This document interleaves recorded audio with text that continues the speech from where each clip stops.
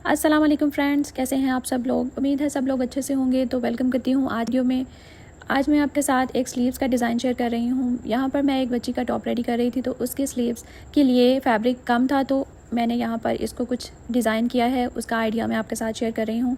यहाँ पर मेरे पास जो एम्ब्रॉयडर्ड फैब्रिक था वो स्लीव्स की लेंथ के अकॉर्डिंग कम था, तो यहाँ पर मैं एक मोटिव साथ ऐड करूँगी। उसके लिए मुझे यहाँ पर प्लेन फैब्रिक रिक्वायर्ड था, तो यहाँ पर मैं जितना मेरे पास मोटिव है उतना ही साइज़ का मैं कपड़ा लूँगी। 1 इंच ऊपर से ज़्यादा रखा है और 1 इंच नीचे से, ताकि जब हम सिलाई लगाएं तो इसके लिए कपड़ा जो है वो कम ना हो। तो इस तरह से मैंने कपड़े को जो है वो 4 तय लगा ली हैं कि 2 दफ़ा इसको फोल्ड किया था। इस तरह से आप जब दोनों तरफ इसके कट्स लगाकर इस कपड़े की कटिंग करते हैं तो वो इक्वल साइज़ की ही कटिंग होती है। यहाँ पर मैंने इसको कट कर लिया है और ये देखिए यहाँ पर दोनों स्लीव्स का जो कपड़ा था उसको यहाँ से इस तरह से कट करके अलग कर लूँगी। अलग करने के बाद अब दोबारा से हम इसका सेंटर करेंगे। सेंटर में इसकी क्रीज़ बनाएंगे। जब भी आपने किसी भी कपड़े को किसी दूसरे फैब्रिक के साथ अटैच करना होता है, एक फैब्रिक को दूसरे फैब्रिक के साथ जब आप अटैच करते हैं तो आपने उसकी सेंटर की क्रीज़ बनाकर ही उसको लगाएं। ये सबसे बेस्ट मेथड होता है किसी भी फैब्रिक को दूसरे फैब्रिक के साथ अटैच करने के लिए। यहाँ पर ये जो मोटिव था इसकी मैंने ऑलरेडी कटिंग कर ली थी।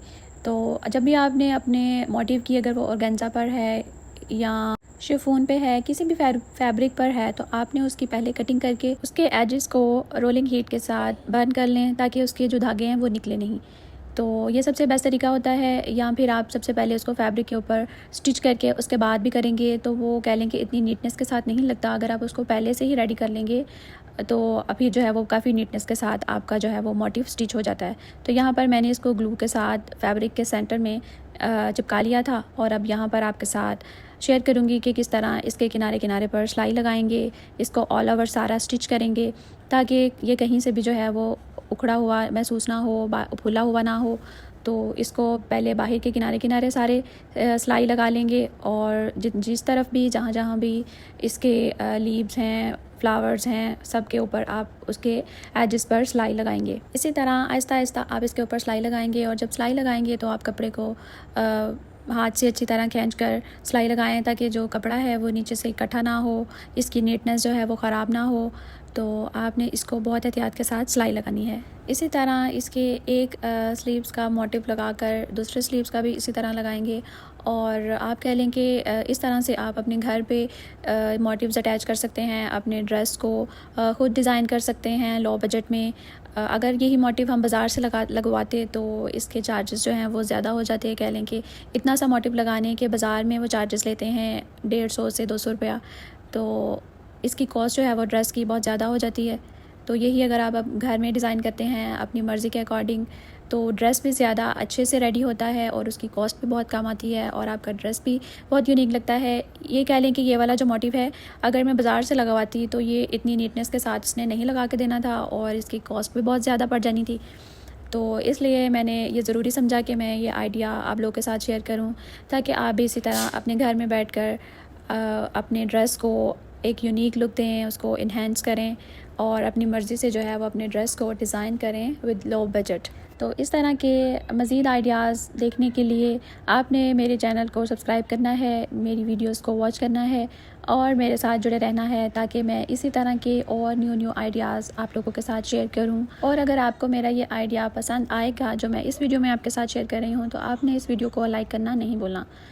अब इस तरह इसके जो नीचे बाहर को छोटे छोटे टर्न बने हुए हैं यहाँ पर भी आपने इस तरह इसके साथ साथ सिलाई लगानी है और इसकी ये वाली सारी सिलाई कंप्लीट करने के बाद इसके अंदर जो एक रह गई है वहाँ पर भी सिलाई लगाएंगे ताकि ये सारा जो है वो मज़बूती के साथ कपड़े के ऊपर अटैच हो जाए। जब हम इसको वॉश करें तो ये बिल्कुल भी ख़राब ना हो। हम बिल्कुल इस तरह काम करें कि वो लगे कि हमने बाज़ार से ही लगवाया है और उसकी लुक भी बाज़ार की लगाई हुई चीज़ से भी ज़्यादा अच्छी हो। मेरे पास ये जो ड्रेस का मोटिव था, ये मैंने जो एक ड्रेस तैयार किया था उसमें से बचा हुआ था, तो मैंने उस बचे हुए कपड़े को फिर से डिज़ाइन किया और एक बच्ची का बहुत ही खूबसूरत सा टॉप रेडी किया। और ये जो मोटिव मैं स्लीव के ऊपर स्टिच कर रही हूँ ये भी दामन की सीक्वेंस पट्टी थी, उसके ऊपर से मैंने कट करके उसको इस तरह से निकाला है कि वो बहुत ही खूबसूरत लग रहा था। तो ये देखें इस तरह से ये जो मोटिव है वो स्टिच हो गया है नीचे से ऊपर से। देखें कितनी नीटनेस के साथ ये स्टिच हुआ है। मैं देखें कैमरे के नज़दीक से भी इसको आप लोग के साथ शेयर कर रही हूँ, शो कर रही हूँ। तो चलें अब इसका नेक्स्ट प्रोसीजर स्टार्ट करते हैं। ये देखिए यहाँ पर मैंने आयरन के साथ इसकी क्रीज़ बना ली है दोनों तरफ के। मैंने ये जो इसके साथ दूसरा फैब्रिक स्टिच करना है वो इस तरह से रख कर करना है। सबसे पहले यहाँ पर ये जो फैंसी डोरी है वो मैं यहाँ पर इसका जो जोड़ है उसके अंदर स्टिच करूँगी, ताकि वो भी एक डिज़ाइन बन जाए और जो हमने अलग से कपड़ा इसके साथ स्टिच करना था वो भी बुरा ना लगे। तो पहले हम इसको अलग से इसके साथ स्टिच कर लेंगे ताकि जब दूसरी सिलाई लगाएं तो वो इजीली लग जाए। दोनों कपड़ों को एक साथ अगर स्टिच करेंगे डोरी रख के तो वो मुश्किल होगा और टाइम भी काफ़ी लगेगा, आराम आराम से भी लगाएंगे तब भी। तो पहले इस तरह से जो मैंने क्रीज़ बनाई थी उसके ऊपर रख कर मैं आहिस्ता आहिस्ता इस डोरी के सेंटर में सिलाई चलाऊँगी, क्योंकि जब हमने दूसरे कपड़े को इस वाले कपड़े के साथ स्टिच करना है तो ये जो हम सिलाई लगा रहे हैं इसके ऊपर रख कर ही सिलाई चलानी है। तो इस सिलाई को जो है वो आपने बहुत ध्यान से आराम आराम से लगाना है ताकि सिलाई डोरी के राइट या लेफ़्ट दोनों साइड पर ना जाए, एग्जैक्ट उसके सेंटर में रहे, इसलिए आपने सिलाई को आराम आराम से लगाना है। तो इस तरह से आप इसकी एक साइड पर डोरी लगाने के बाद सेम इसी तरह आप इसकी दूसरी तरफ भी लगाएंगे और जब दूसरी तरफ भी आप इसको लगा लेंगे तो फिर हम इसके साथ दूसरा कपड़ा जो है वो स्टिच करेंगे। आज स्लो वीडियो चला रही हूँ। स्लो वीडियो चलाने के लिए काफ़ी ज़्यादा गॉसिप्स करनी पड़ती हैं, जो कि मेरे लिए काफ़ी मुश्किल टास्क है। अब जी यहाँ पर दोनों साइड्स पर मैंने डोरी अटैच कर ली है। तो अब मेरे पास ये जो एम्ब्रॉयडर्ड फैब्रिक था उसको हम इस तरह से इसके साथ स्टिच कर लेंगे। इस कपड़े को भी आपने सेंटर करना है, सबसे पहले आपने दोनों कपड़ों का सेंटर करना है और फिर इन दोनों को जो सेंटर की क्रीज़ बनाई थी उसके साथ बराबर रखकर आपने इसकी सिलाई लगानी है, ताकि अगर एक तरफ से कपड़ा थोड़ा ज़्यादा बचे तो दूसरी तरफ से जो है वो बिल्कुल बराबर ना हो। दोनों तरफ से एक जैसा ही कपड़ा बचना चाहिए, अगर ज़्यादा हो तो, अगर कम हो तब भी दोनों साइड से एक जितना ही कम होना चाहिए। तो इस तरह अब हमने जो पहले सिलाई लगाई थी वो वाली साइड हम ऊपर रखेंगे और उस सिलाई के ऊपर अब दोबारा से सिलाई चलाएंगे, ताकि डोरी जो है वो एग्जैक्ट जो है वो बैलेंस में उसकी लुक जो है वो नज़र आए।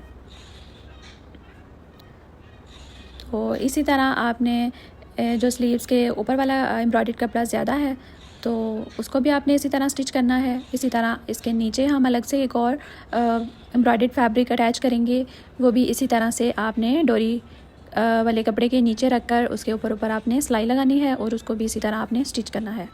ये देखें इस तरह से इस कपड़े को भी आपने रखकर इस तरह से सिलाई लगानी है और ये देखें सिलाई लगा ली है मैंने।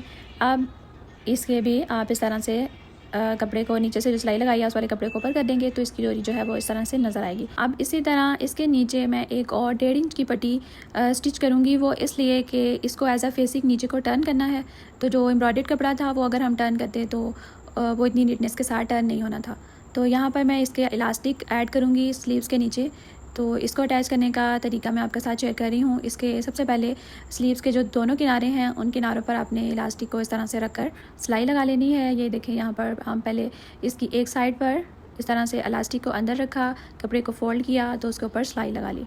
अब इस तरह आपने इलास्टिक को स्ट्रेट रख के इसको खींचना है और इसी तरह आपने इसकी दूसरी साइड पर भी इसी तरह से ये देखें आपने इसको स्ट्रेच किया और ये देखें यहाँ पर इसके दूसरे किनारे पर आपने इस तरह से इसको रख कर कपड़े को इसके ऊपर फोल्ड करके यहाँ पर भी स्टिच कर लिया। याद रखें कि इसकी जो साइड की सिलाई लगानी है उसके लिए आपने कपड़े का मार्जिन थोड़ा सा ज़रूर रखना है कि वो इलास्टिक के ऊपर इसकी सिलाई ना आए। तो यहाँ से आपने इसका दूसरा किनारा भी स्टिच कर लिया इस तरह से। इसके लिए फिर आपको किसी और चीज़ की ज़रूरत नहीं पड़ेगी इलास्टिक ऐड करने की।